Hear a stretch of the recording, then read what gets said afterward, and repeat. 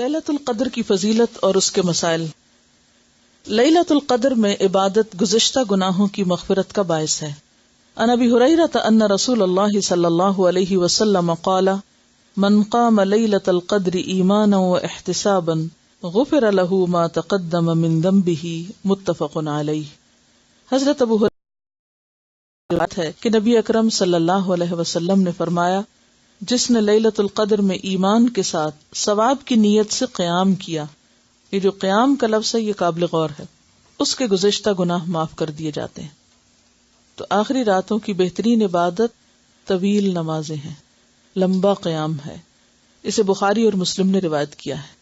یہ الگ بات ہے کہ جن لوگوں کو نماز نہ پڑھنا ہو پھر وہ بیٹھ کے کچھ ذکر اذکار کرتے رہیں، لیکن ساری نیکیوں میں سے بہترین نیکی جو اس رات میں کی جا سکتی ہے وہ طویل قیام۔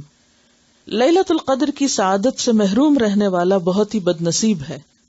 عن انس بن مالک رضی اللہ عنہ قال دخل رمضان فقال رسول اللہ صلی اللہ علیہ وسلم ان هذا الشهر قد حضركم وفيه لیلۃ خیر من 1000 شهر من حرمها فقد حرم الخیر كله ولا يحرم خیرها الا محروم۔ رواہ ابن ماجہ۔ حضرت انس ابن مالک رضی اللہ عنہ سے روایت ہے کہ رمضان آیا تو رسول اللہ صلی اللہ علیہ وسلم نے فرمایا، یہ جو مہینہ تم پر آیا ہے اس میں ایک رات ایسی ہے جو 1000 مہینوں سے بہتر ہے۔ جو شخص اس کی سعادت حاصل کرنے سے محروم رہا وہ ہر بھلائی سے محروم رہا۔ یعنی جس نے یہ چانس مس کر دیا کہ ایک رات کی عبادت 1000 مہینوں کی عبادت سے بہتر، تو پھر اس نے کتنا بڑا موقع ضائع کیا، کتنا بڑا نقصان کیا۔ نیز فرمایا لیلۃ القدر کی سعادت سے صرف بد نصیب ہی محروم کیا جاتا ہے، یعنی جو قسمت والے ہیں وہ اس کو پا لیتے ہیں اور باقی محروم رہ جاتے ہیں۔ اور پاتا کون ہے؟ جو کوشش کرتا ہے، جو محنت کرتا ہے، جو طلب رکھتا ہے۔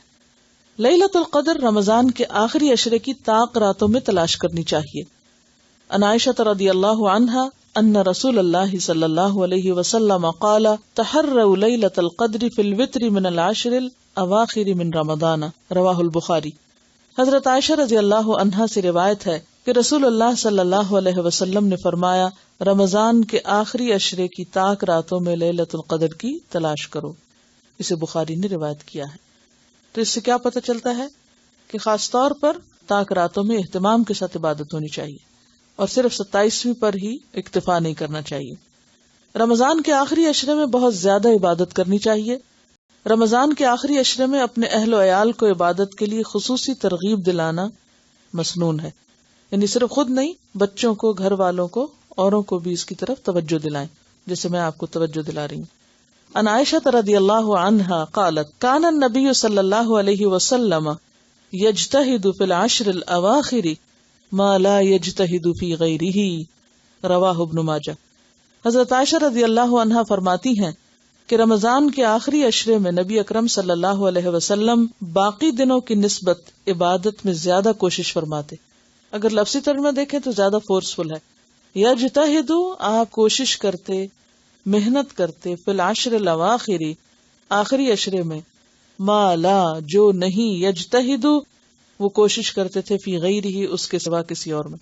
یعنی پورے سال کی عبادت ایک طرف اور اس آخری عشرے کی عبادت ایک طرف، یعنی اتنی زیادہ آپ کی توجہ اس عشرے میں عبادت کی طرف ہوتی تھی۔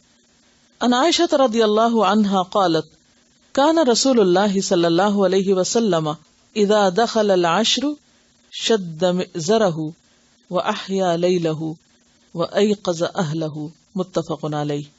حضرت عائشہ رضی اللہ عنہا فرماتی ہیں جب رمضان کے آخری 10 دن شروع ہوتے تو رسول اللہ صلی اللہ علیہ وسلم عبادت کے لیے کمر بستہ ہو جاتے، کمر باندھ لیتے، جیسے ہم کہتے ہیں نا کمر کس لو، راتوں کو جاگتے اور اپنے اہل و عیال کو بھی جگاتے، یعنی گھر والوں کو بھی ساتھ شریک کرتے۔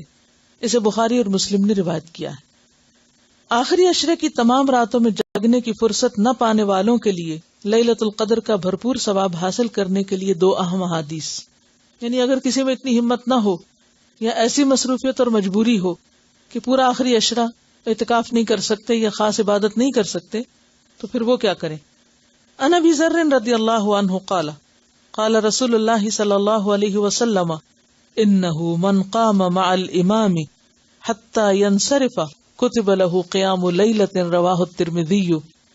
حضرت ابو ذر رضی اللہ عنہ کہتے ہیں رسول اللہ صلی اللہ علیہ وسلم نے فرمایا جس نے رمضان میں امام کے واپس ہونے تک امام کے ساتھ قیام کیا یعنی با جماعت تراویح ادا کی، اس کے لیے ساری رات قیام کا ثواب لکھا جائے گا۔ اسے ترمذی نے روایت کیا ہے۔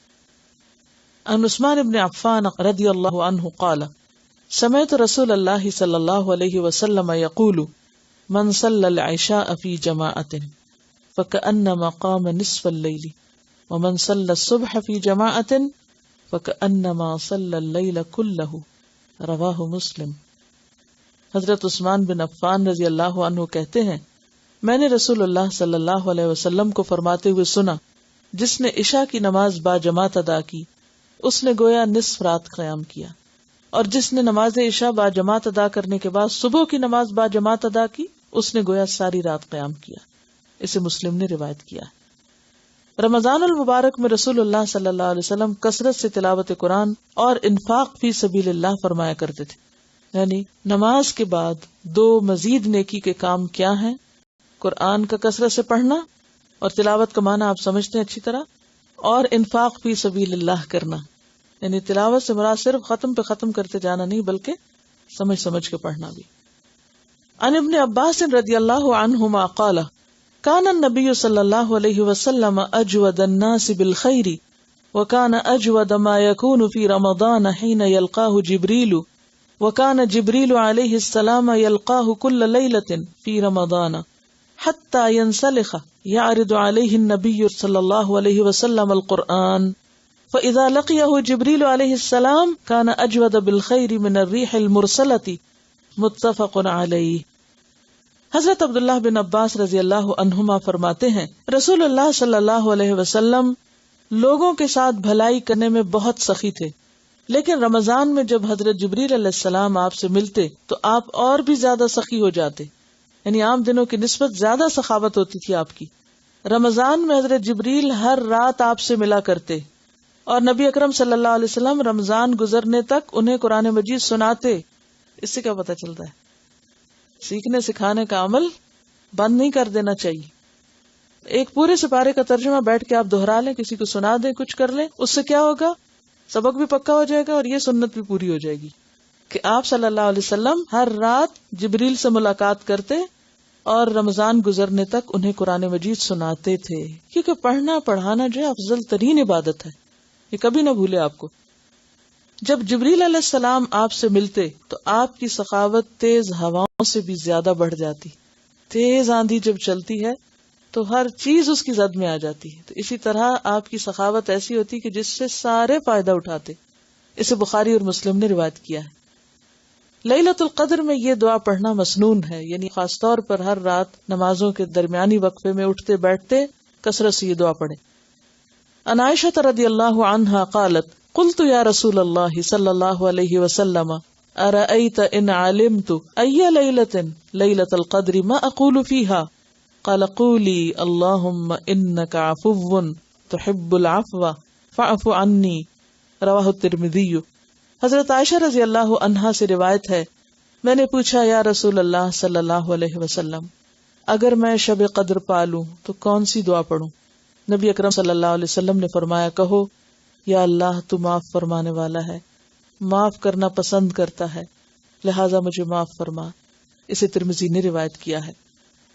اور اس میں آپ دیکھیے کہ جیسے افضل ترین عبادت اگرچہ لمبی نماز ہے یا پھر یہ کہ باجماعت تراویح ہے، لیکن بعض اوقات ایسا ہوتا ہے نا انسان تھک بھی جاتا ہے، یعنی کہ کھڑے ہو کے آپ نے طویل نماز پڑھی، پھر آپ بیٹھ گیا، بیٹھ کے کیا پڑھیں؟ پھر آپ قرآن پڑھنا شروع کر دیں، پھر آپ کھڑے ہو کے نماز پڑھیں، اور جو ناظرہ قرآن ہے وہ نمازوں میں پڑھ لیں، اور بیٹھنے کے وقفے میں ترجمے کے ساتھ دہرا لیں، حق تلاوت ہی کریں، اور اس کے علاوہ پھر دعائیں مانگیں، ہر قسم کی دعائیں، لیکن خاص طور پر یہ دعا اللہم انک عفو تحب العفو فاعف عنی۔